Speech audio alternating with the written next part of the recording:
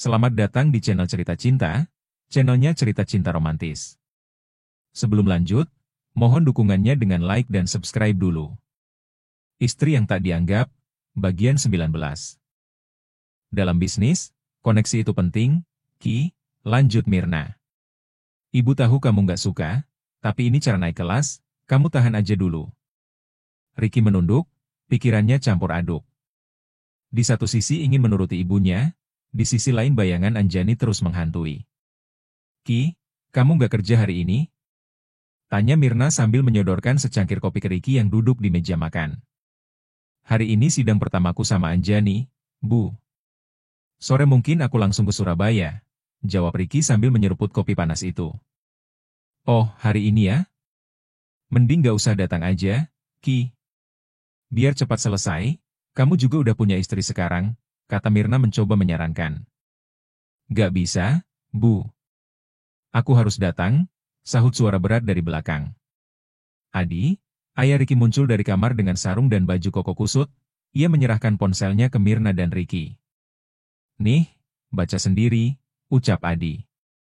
Di layar, terpampang artikel dari portal berita nasional. Judulnya, Anjani, petani muda inspiratif, dari desa ke forum nasional. Foto Anjani tampak sedang berbicara di depan mahasiswa dan pejabat kementerian. Ricky menghela napas panjang, sorot matanya kosong. Alah, Pak, biasa aja itu. Yang bikin keputusan tetap pejabat, kayak bapaknya Lucy, komentar Mirna, walau hatinya terasa nyesek.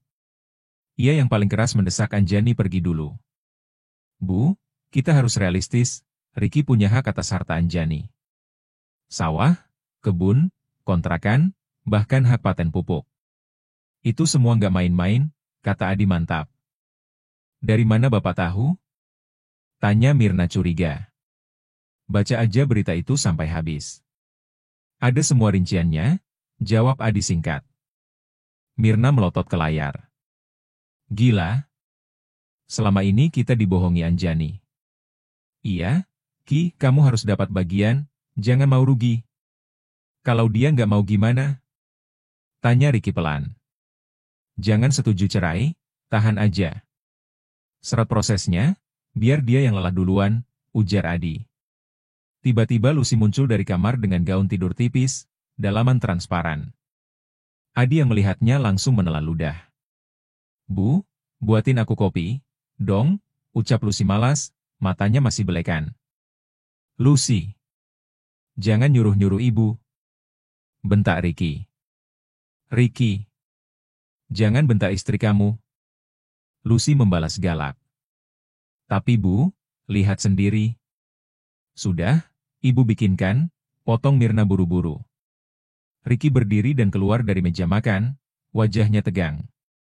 Kini tinggal Adi dan Lucy di ruang makan, mereka duduk bersebelahan. Kaki Adi diam-diam menyentuh paha Lucy. Lucy tidak menghindar malah tersenyum dan mendekat. Gimana malam pertamanya? Bisik Adi, bibirnya nyaris menyentuh telinga Lucy. Payah. Aku belum apa-apa dia udah tumbang, balas Lucy malas. Suara deheman dari arah pintu. Adi dan Lucy terkejut, Ricky berdiri di sana dengan tatapan tajam. Sedang apa kalian? Tanya Ricky curiga. Ini, Pak, maksudku, tadi Bapak tanya kenapa HP-nya banyak iklan. Aku bantu hapusinnya, jawab Lucy cepat senyum tipis menutup kepanikan. Ini kopinya, Lucy, ucap Mirna sambil meletakkan cangkir di meja. Perhatian pun langsung tertuju padanya. Terima kasih, Bu, jawab Lucy dengan santai. Mas, antar aku ke salon, dong. Aku harus perawatan dulu sebelum ke Surabaya, harus tampil cantik, ucap Lucy manja kepada Ricky. Tidak bisa. Aku harus menghadiri sidang perceraianku dengan Anjani, jawab Ricky datar. Ia masih menyimpan rasa curiga terhadap kedekatan ayahnya dan Lucy. Ngapain kamu hadir? Anjani juga udah mati, celetuk Lucy tiba-tiba. Semua terdiam, Lucy refleks menutup mulutnya. Apa? Mati? Seru Mirna dan Ricky bersamaan. Dari mana kamu tahu, Lucy? Tanya Ricky dengan mata membelalak, suaranya mulai bergetar. Tidak mungkin. Ini lihat sendiri beritanya, kata Adi sambil menyodorkan ponselnya. Iya, itu ada berita kematian Anjani, sahut Lucy, mencoba membenarkan ucapannya. Bukan berita kematian tapi berita prestasi, sanggah Adi sambil menunjuk layar. Lucy mengambil ponsel itu dan membaca, di sana terpampang Anjani sedang memberi ceramah dalam acara nasional. Itu berita 2 minggu lalu, ucap Lucy mulai gelisah. Lalu dari mana kamu tahu Anjani meninggal? Tanya Ricky kali ini dengan mata berkaca-kaca. Aku dengar dari temannya ayahku. Katanya kematiannya sengaja disembunyikan, karena bisa mengganggu proyek nasional, jawab Lucy gugup membuat alasan sekenanya. Tidak mungkin, ucap Ricky pelan, air mata mulai menetes di pipinya. Mirna menatap Lucy tajam. Kalau Anjani benar meninggal, pasti pengadilan akan mengirim pemberitahuan. Sebaiknya kamu tetap datang ke persidangan, Ki, di sana kamu bisa tahu kebenarannya. Lucy tampak goyah, ia mulai ragu dengan omongannya sendiri. Ya udah, kita datang aja ke pengadilan, ucap Lucy akhirnya. Ricky menatap Lucy dalam diam, hatinya berkecamuk antara kesedihan dan kecurigaan, sesuatu terasa sangat tidak beres. Sementara itu di kontrakannya, Anjani bangun sebelum subuh. Seperti biasa, ia melaksanakan sholat Qiyamul Lail, lalu membaca Al-Quran dan artikel-artikel motivasi hingga langit mulai terang. Di layar ponselnya beberapa pesan masuk. Dari Raka, ada pesan-pesan romantis bernuansa religi yang menguatkan hati Anjani. Sementara dari Rizky, seperti biasa ia mengirimkan video-video konyol yang tak jelas maksudnya. Anjani hanya tersenyum tipis melihat perbedaan dua pria itu begitu kontras. Waktu subuh tiba. Anjani menunaikan sholat dengan tenang, lalu bergegas ke dapur untuk menyiapkan sarapan sederhana. Tak lama, ponselnya berdering, nama Raka muncul di layar. Anjani, nanti malam ibuku mau ketemu kamu, ucap Raka di ujung sambungan. Baik, nanti aku ke sana, jawab Anjani singkat. Kamu hari ini aku antar ke salon ya? Sekalian belanja beberapa baju yang bagus buat kamu, lanjut Raka. Salon? Anjani terdiam sejenak, ia belum pernah ke salon. Potong rambut pun ia lebih memilih pulang ke kampung hanya agar bisa ditangani oleh Rini, kakak iparnya. Perawatan kecantikan bukan dunia yang ia kenal. Baginya, olahraga, pikiran sehat, dan puasa Senin Kamis jauh lebih efektif daripada krim atau facial. Aku nggak bisa ke salon hari ini. Aku harus menghadiri sidang gugatan cerai dengan Ricky, jawab Anjani akhirnya. Sayang sekali, padahal kamu harus tampil cantik nanti malam pas ketemu ibu, sahut Raka. Aku usahakan tampil rapi, tapi kalau ke salon sepertinya tidak sempat. Aku takut sidangnya lama dan alot, ujar Anjani pelan. Kalau begitu, aku antar kamu saja ya sekalian nemenin kamu, kata Raka. Baiklah, terima kasih sebelumnya, ucap Anjani tulus. Sambungan terputus. Anjani menatap jendela menarik napas dalam-dalam. Bismillah, ini hari baruku. Ya Allah, kuatkan aku tahu ini hal yang kau benci, tapi aku tak sanggup terus disakiti, gumamnya pelan. Ia keluar dari kontrakan. Di halaman, Pak Jamal sedang mengelap mobilnya. Pak Jamal, nanti aku dijemput. Jadi Bapak istirahat saja di rumah ya, ucap Anjani. Baik, Bu, jawab Pak Jamal, lalu berjalan masuk ke kontrakannya. Sebelum pergi, Anjani menyiram tanaman di halaman. Menanam dan merawat tanaman adalah hobi yang sudah mendarah daging sejak kecil. Ada ketenangan saat ia melihat daun-daun yang segar, tunas-tunas baru yang tumbuh. Tak lama kemudian Pak Jamal keluar lagi, kali ini bersama istrinya yang menggendong bayi mereka. Mereka bersiap naik motor. Pak Jamal mau kemana? Teriak Anjani dari depan rumah. Pak Jamal mendekat, ada apa, Bu? Mau kemana? Ulang Anjani. Mau kontrol anak ke rumah sakit, Bu. Pakai mobil saya saja, masa bawa bayi naik motor? Kata Anjani cepat. Tapi itu kan mobil ibu, jawab Pak Jamal ragu. Pakailah kasihan bayinya, nanti masuk angin. Pak Jamal terlihat lega.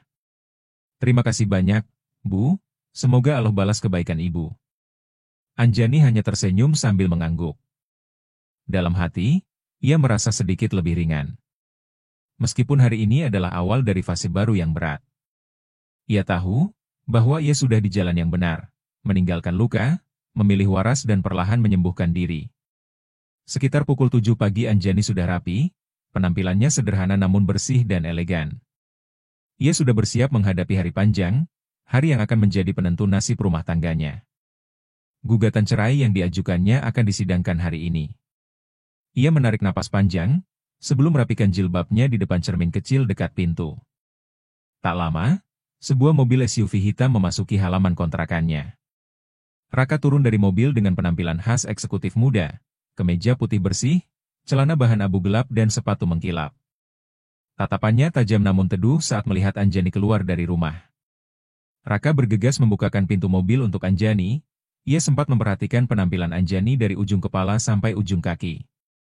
"Kamu cantik," ucapnya singkat lalu menambahkan, "tapi kamu akan terlihat lebih cantik lagi kalau pakaiannya sedikit lebih modis." Anjani tersenyum tipis. "Oh, ya, maaf aku memang lebih nyaman tampil apa adanya, gaya glamor itu bukan aku banget." Raka hanya mengangguk. Di balik setir, ia melirik Anjani sebentar lalu kembali fokus menyetir. "Kamu harus tunjukkan ke semua orang, terutama ke mantan suamimu itu. Kalau kamu bisa sukses tanpa dia, biar dia menyesal sudah menyia-nyiakan kamu." Anjani menoleh keluar jendela, menatap jalanan yang mulai ramai. "Aku sih nggak sedetail itu mikirnya. Aku cuma ingin datang ke pengadilan, menyelesaikan semua ini lalu pulang bawa akta cerai." Bicara tentang perasaan Ricky, Anjani tak lagi peduli. Dulu mungkin pernah, tapi sekarang luka itu sudah kering, yang tertinggal hanya tekad untuk bangkit. "Setelah sidang, kita ke mall, ya, beli baju buat kamu. Pokoknya kamu harus tampil elegan malam ini pas ketemu keluargaku," ucap Raka lagi. "Oke," jawab Anjani pendek. Ponselnya bergetar, ada pesan dari Rizky. "Kalau kamu mulai gugup di persidangan, bayangin aja Ricky pakai daster pink dan keramas pakai timun. Auto hilang stres, kan?" Hahaha. Anjani terkekeh kecil, wajahnya yang tegang tadi sedikit mencair. "Kenapa?" tanya Raka sambil tetap menyetir. "Enggak kok, cuma dapat kiriman video lucu aja," jawab Anjani berusaha menahan tawa. Raka mengerutkan dahi. "Jangan banyak bercanda, kita harus serius menghadapi hidup, An." Anjani nyengir, "Siap, Pak Ustadz." Tapi di kepalanya, imajinasi tentang Ricky memakai daster pink dan rambutnya dililit timun terus membayangi. Entah kenapa, hari yang berat ini tiba-tiba terasa sedikit lebih ringan. Sementara itu di halaman pengadilan, Ricky, Mirna, Adi, dan Lucy baru saja turun dari mobil. Mereka berdiri sejenak menunggu kedatangan Anjani, namun tak ada tanda-tanda kehadirannya. "Kenapa dia belum datang juga?" gumam Ricky dengan gelisah. "Dia nggak akan datang," sahut Lucy sambil melirik sekeliling parkiran. "Lihat aja, nggak ada tuh mobil Honda HR-V di sini." Lucy menyunggingkan senyum tipis penuh kepuasan, dalam hatinya ia bersorak lega. "Akhirnya uang yang aku keluarkan buat mengurus Anjani nggak sia-sia," pikirnya. Ia mengingat betul perintahnya kepada Robert, agar melenyapkan Anjani dan membuat kecelakaan itu terlihat alami. Namun Ricky memicingkan mata penasaran. "Kamu tahu dari mana kalau Anjani punya mobil HR-V?" Lucy tercekat, mulutnya refleks melontarkan hal yang seharusnya tak diketahui siapapun. Ia langsung mengutuk dirinya dalam hati, kenapa sih mulut gue ini selalu keceplosan? Ya, aku pernah ketemu dia di kantor kementerian, jawab Lucy cepat mencoba menutupi kegugupannya. "Saudaraku kerja di sana, aku sempat lihat dia pakai mobil itu. Lagi pula, dia sempat menggagalkan aku sewa aula kementerian.